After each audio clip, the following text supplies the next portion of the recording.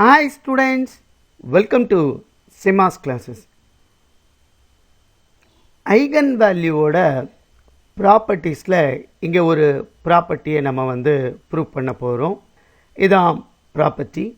If lambda is an eigenvalue of A, then prove that lambda square is an eigenvalue of A square.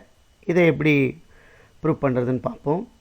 நமக்கு தெரியும், if lambda is an eigenvalue of A, then there exists a non-zero column matrix X such that Ax is equal to lambda x. A square x நான் எப்படி எழுதுறேன்னு பாருங்கள். A into Ax எழுதிக்கலாம்.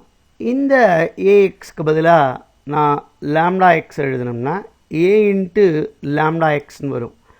lambda eigen value, அது ஒரு ஸ்கேலாக வெளியே எடுத்துடுறேன். இப்போ lambda into Axன்னு வரும். இப்போ அகெயின் இந்த Axக்கு பதிலாக if I am substituting a lambda x, it is lambda into lambda xன்னு வரும், which is equal to lambda square xன்னு வரும்.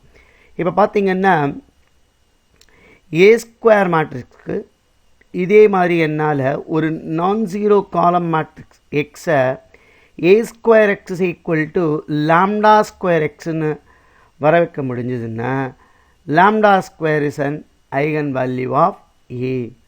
This implies that lambda square is an eigenvalue of A square. இதான் இந்த ப்ராப்பர்ட்டிக்கான proof.